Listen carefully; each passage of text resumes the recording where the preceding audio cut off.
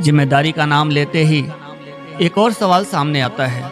जीवन के विविध क्षेत्रों में आपको भिन्न भिन्न विषयों और विभिन्न व्यक्तियों का सामना करना पड़ेगा। तब आप किन किन बातों की जिम्मेदारी लेंगे? दैनिक कार्यों की भी जिम्मेदारी लेने के संबंध में बहसें अविश्वसनीय रूप से लंबी खींचती जाती है। कौन बिजली का बटन दबाए, कौन थाली कटोरी साफ करे, कौन पानी भरे। इसी तरह एक बार शंकरन पिल्लै और उनकी पत्नी के बीच दरवाजे का ताला कौन लगाए, इस विषय पर एक रात विवाद छिड़ गई। काफी देर तक झड़प के बाद दोनों एक फैसले पर पहुंचे। दोनों में से जो पहले मुंह खोलकर एक लफ्ज भी बोलेगा, वही उठकर दरवाजा बंद करके ताला लगाएगा। कई सालों से एक साथ रहने के कारण एक दूसरे की कमजोरी और शक्ति से वाकिफ थे। यदि शंकरन पिल्लै मुंह खोलकर खाना खिला दो कहते या उनकी पत्नी मुंह खोलकर खाने के लिए उठो कह देते तो दरवाजा बंद करने की जिम्मेदारी आ जाएगी। इसी डर के मारे दोनों जबरदस्ती भूखे रहकर मौन व्रत का पालन कर रहे हैं। आधी रात को कुछ बदमाशों की नज़र खुले घर पर पड़ी तो वे अंदर घुस गए। घर में बैठे दंपति को देखकर चोर डर गए, लेकिन ये दोनों मुंह खोले बिना तमाशा देखते रहे। यह देखकर चोरों को हैरानी हुई। जो भी चीजें हाथ लगी बटोर ली, मेज पर रखा भोजन भी खा लिया। उन लोगों ने यह सब किया, पर इन दोनों के मुंह से आवाज नहीं निकल रही थी। उन चोरों में से एक ने साहस बटोरकर शंकरन पिल्लै की पत्नी के कान से कर्णफूल उतार लिया। इस पर भी इस नारी के मुंह से एक शब्द तक नहीं निकला। यह देखकर अगला चोर हैरत में आ गया। उसके पास पड़ा एक चाकू उठाया और शंकरन पिल्लै की मूंछ मुड़ने की तैयारी करने लगा। तब तक काठ के देवता की भांति बैठे शंकरन पिल्लै लाचार होकर यूं चिल्लाए, अच्छा ठीक है, मैं ही उठकर ताला लगाता हूँ। शंकरन पिल्लै की तरह ही गर्दन पर चाकू पड़ने के बाद ही जिम्मेदारी स्वीकार करनी है क्या? यह अक्ल पहले ही आ गई होती तो जीवन सुधर न जाता। भूकंप के कारण गुजरात में कई मकान धराशायी हो गए। सुनामी के कारण तमिलनाडु के समुद्र तट पर कई मकान बह गए। ऐसे मौकों पर क्या आप यह सब विपदाएं किसी और के साथ घट रही है ऐसा मानकर चुप रहते? आपके अंदर जो मानवता है वह प्रत्येक घटना का पुरजोर उत्तर देती है। जिम्मेदारी की भावना हम इसी को कहते हैं। आपके अंदर ही नहीं, हर आदमी के अंदर जब जिम्मेदारी की यह भावना मौजूद रहती है, तब सवाल ही नहीं उठता कि आप जिम्मेदार हैं या नहीं। आप उत्तरदायित्व पूर्ण व्यक्ति जरूर हैं। सवाल यही है कि क्या आपके ध्यान में मैं जिम्मेदार हूँ ऐसा भावना है? कुछ लोग केवल अपने जीवन की जिम्मेदारी लेते हैं। कुछ लोग सोचते हैं अपने परिवार और बंधु मित्रों के लिए जिम्मेदारी लेनी चाहिए। कुछ लोग देश की भी जिम्मेदारी लेते हुए उत्तरदायित्व के दायरे को जरा बढ़ा लेते हैं, और कुछ लोग अपनी जिंदगी की भी जिम्मेदारी लिए बिना टालना चाहते हैं। आपने अपनी उत्तरदायित्व भावना के लिए कहाँ सरहद तय कर रखी है? ठीक है, आप अपने परिवार की जिम्मेदारी लेते हैं, भले ही परिवार के लोग 1000 मील दूर चले जाएं, जिम्मेदारी आपकी है ना। क्या आप ऐसे व्यक्ति हैं जो यूं कहकर जिम्मेदारी को टालने की कोशिश करें? नाना, वे तो नॉट रीचेबल हो गए हैं, सिग्नल द्वारा संपर्क का दायरा पार कर गए हैं, इसलिए मैं उनके लिए जिम्मेदार नहीं हूँ। ऐसा नहीं है ना? वे जहाँ भी रहें उन्हें आप अपने परिवार के सदस्य के रूप में ही मानते हैं। स्पष्ट कहे तो अपने परिवार वाले के रूप में मान्यता देते हैं, क्योंकि आप स्वयं को उनके लिए जिम्मेदार मानते हैं। अब आप जिस गली में रहते हैं वहाँ कोई मृत अवस्था में पड़ा है, उनकी स्थिति के लिए आप जिम्मेदार हैं या नहीं? देख रहा हूँ लोग यही सोचकर जिम्मेदारी को टालने की कोशिश कर रहे हैं। अरे क्या भला है ये, इसके लिए मैं जिम्मेदार नहीं हूँ। मैंने यह तो नहीं पूछा कि क्या आपने ही उसे जख्मी कर दिया। मैंने ऐसा भी नहीं कहा कि आप उसकी स्थिति की जिम्मेदारी लें। मैं यह पूछता हूँ, जो आदमी मरणासन हालत में पड़ा हुआ है, आप उसकी जिम्मेदारी लेने को तैयार हैं?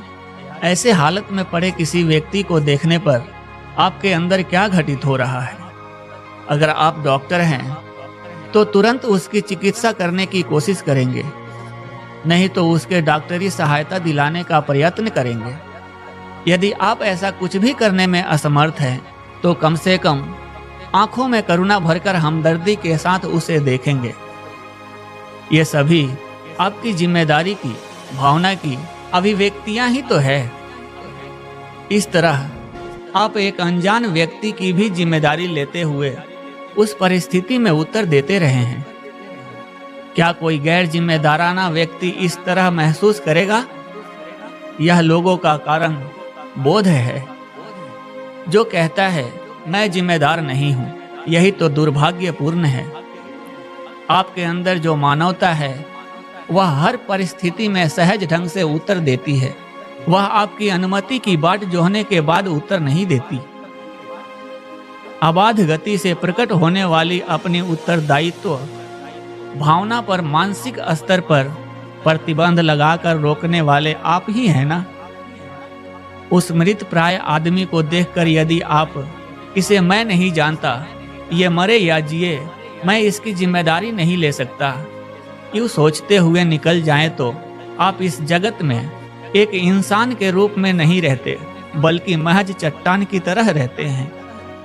ज्यादातर लोग इस पत्थरों की तरह ही चलते फिरते हैं, किसी को उत्तर देने की इच्छा के बिना तनाव के साथ गली कूचों में घूमते हैं।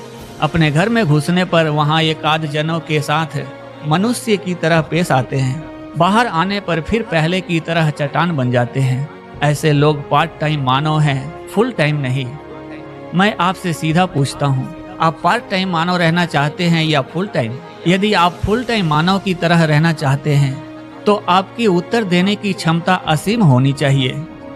अपनी उत्तरदायित्व भावना पर स्वयं लगाए प्रतिबंधों और सरहदों को तोड़कर फेंकेंगे, तभी आप फुल टाइम मानव के रूप में जी सकते हैं। मान लीजिए सामने कोई आदमी लेटा है, आप उसे बुलाते हैं, कोई जवाब नहीं मिलता।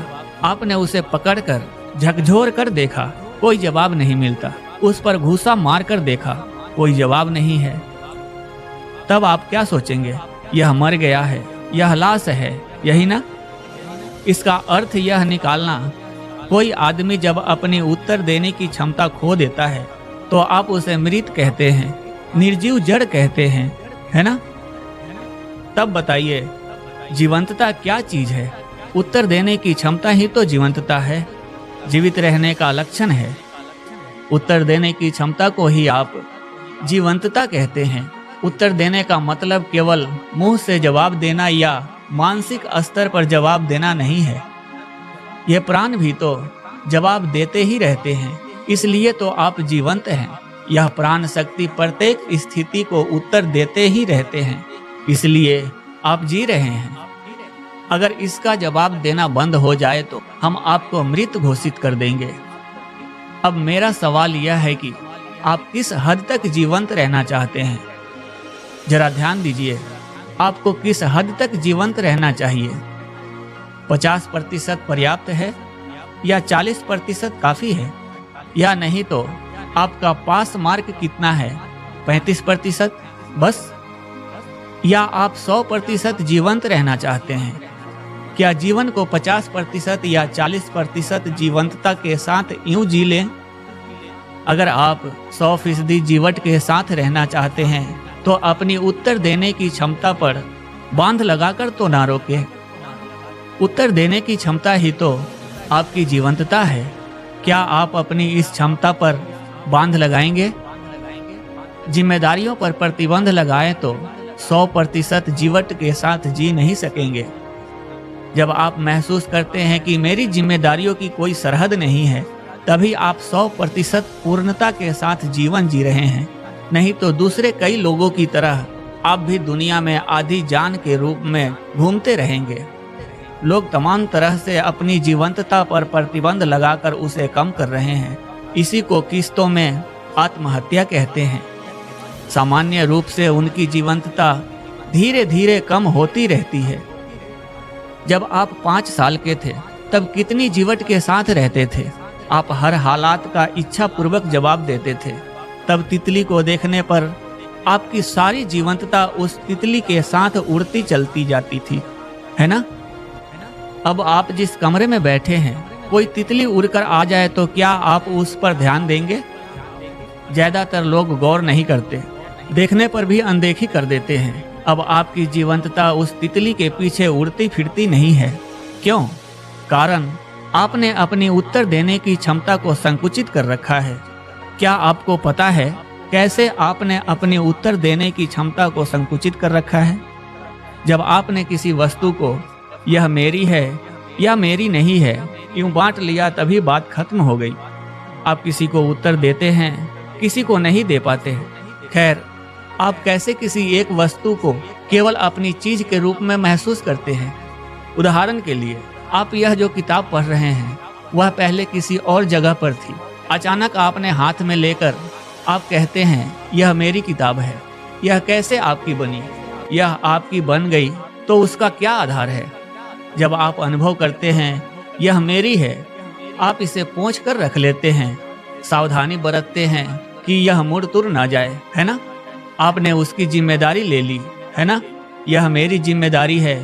यूं महसूस करते ही आपको लगता है कि यह मेरी वस्तु है। जिन चीजों को आप अपनी जिम्मेदारी के रूप में महसूस करते हैं वे सब आपकी ही बन जाती है। जिन चीजों को अपनी जिम्मेदारी के रूप में नहीं महसूस करते वे सब आपकी नहीं रह जाती। आपने जिन चीजों के बारे में कहा कि ये मेरी नहीं है, उनके साथ पूर्ण रूप से आपका लगाव नहीं हो सकता। जहाँ जहाँ आप खुद को नहीं लगा पाते वहाँ वहाँ आपका अस्तित्व मंद हो जाता है। आसमान पर चमकने वाले सितारों को देखकर आप उत्तर दे सकते हैं। आपको नहीं पता वे कहाँ कैसे रहते हैं, यह भी नहीं जानते कि उनमें से कई जीवित भी हैं या नहीं, फिर भी आप उनको उत्तर दे सकते हैं। उस काले नभ को, मंद वायु को, हरियाली से भरे खेत को उत्तर दे सकते हैं। आप चाहें या ना चाहें, आपके शरीर की हर परमाणु इस जगत की हर घटना को उत्तर देते रहता है। आज इसे साबित करने के लिए विज्ञान मौजूद है। आपकी प्राण शक्ति भी इस जगत की हर घटना का उत्तर देती रहती है। आप उस सूर्य को भी उत्तर देते रहते हैं। आपका तन और मन सभी आबाद रूप से उत्तर देते ही रहते हैं। इसलिए केवल मन के स्तर पर आपने मैं जिम्मेदार नहीं हूँ यूं प्रतिबंध लगा लिया है। इसलिए आपकी उत्तर देने की क्षमता संकुचित होती है। आप में जीवंतता कम हो जाती है और इसी से शरीर बीमार हो जाता है, चेतना भी कम हो जाती है।